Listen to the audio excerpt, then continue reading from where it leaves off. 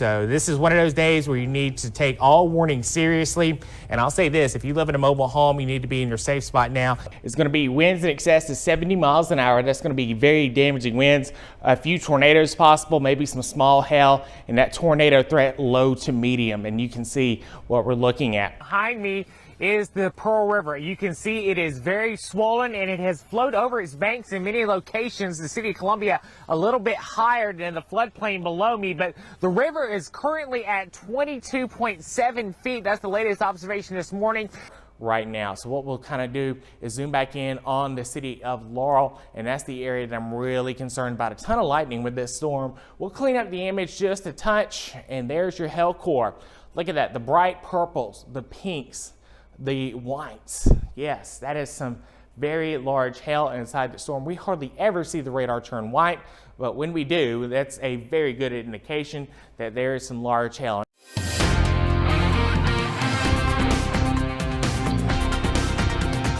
Good morning and welcome back. We're starting off your day with temperatures down into the 40s this morning. Right now, low 40s as we start off your day at Walt Massey Ford in Columbia. Beautiful sunrise out there as we start off your day, and traffic very light there on Highway 98 on the east side of town. 6:42 now. Let's head out to Circle C Tractor. This is up in Waynesboro right now. 44 degrees this morning.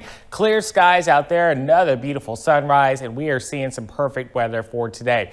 So today is going to be nice and sunny, but we're going to see the return of thunderstorms coming in tomorrow and especially into Wednesday. Then we see a big cool down coming in later on this week, and weather as of now is looking great for Easter. We'll talk about all that in a second, but first let's get your day started off. We're looking at those cool temperatures right now. 42 in Moselle, 40 out towards Collins. Even Taylorsville is coming in at 39, so a chilly start out there. Bassfield, you're at 41. It's 46 in Lumberton. 46 out towards Beaumont, and 42 in Clara. So everybody is starting off a little chilly this morning, but hey, at least you got the green light as you head out the door. Sunny skies expected for this morning and this afternoon as well. Highs today are going to top out around 72 degrees, and we're going to be seeing some perfect weather for today. All the clouds and rain that we saw yesterday moving off towards the east, so we're waving goodbye to it as it slides out of the area, and we're going to be just seeing some perfect weather for your Monday. So highs today get up into the 70s, but by this evening, we'll cool back down. Low 60s, upper 50s by 8 to 9 o'clock this evening. Overnight, temperatures are going to fall back down into the low 50s, and we'll start off tomorrow right around 50 degrees in Moselle, 51 in Summerall, and 54 in Brooklyn. As we go into tomorrow afternoon, though, we will see the return of some hit or miss thunderstorms into the afternoon hours, about a 30 to 40% chance of rain as we go into Tuesday afternoon. Highs will be up into the mid 70s, and then as we go into Wednesday, we get a cold front in here, and that'll give us a better chance of rain and thunderstorms as it slides off towards the south and east. So we could see maybe one or two strong storms with some gusty winds, but overall, this is not the setup we've seen over the past several weeks. That's good news. So we're not expecting any big outbreak like we've seen over the past couple of weeks, but like I said, maybe one or two storms with some gusty winds. Can't be ruled out. We could also get some good rainfall amounts as this moves through. It'll clear out of here by Wednesday night, and into Thursday will be much, much cooler. Highs only into the low 60s for Thursday and into Friday. Then as we go into the weekend, temperatures are going to warm back up into the 70s, and we will get up right around 75 for Easter Sunday. So your Easter weekend is looking nice, but I will say this.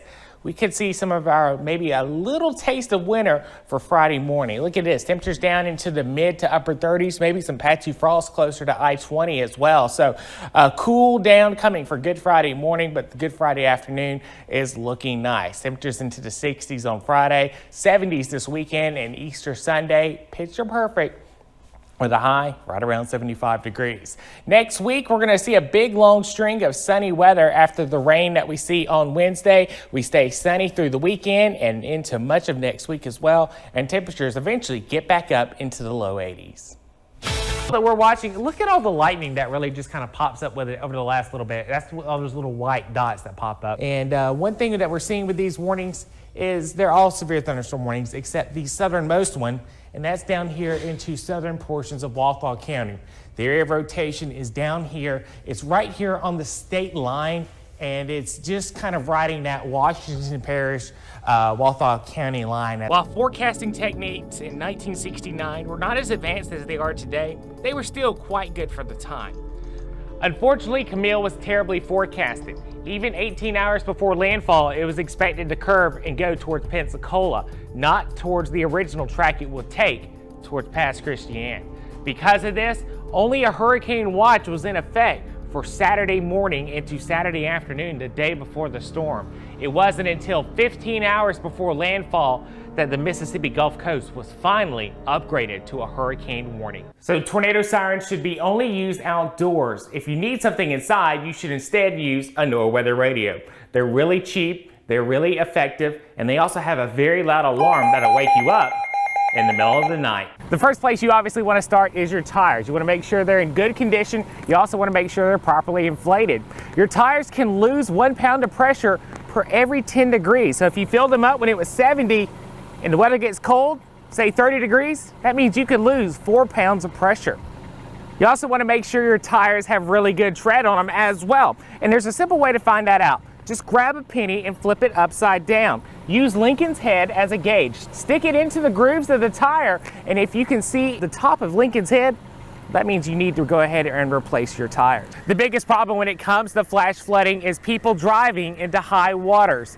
Even if there's not an emergency vehicle with lights flashing or barricades up, you should never drive into high waters. You never know how deep it is, or even if the road has been underwashed. Wow, it's really cold outside, and that guy's really good. Now, the cold weather is damaging a lot of plants across the Pine Belt, and a lot of them are already showing signs of damage. Some of them won't make it back, but some of them you can revive to bring them towards spring. So what do you need to do to make sure you can enjoy them? So this is one of those days where you need to take all warnings seriously. And I'll say this, if you live in a mobile home, you need to be in your safe spot now. If you live downstream from the mobile home, and you don't feel comfortable, you need to go to a shelter now. Go by the 5-minute rule. If it takes you more than 5 minutes to get to a shelter, you need to go ahead and be going to a shelter now if you're not already under that tornado warning, because as we've seen after Beauregard, things can turn very deadly very quick.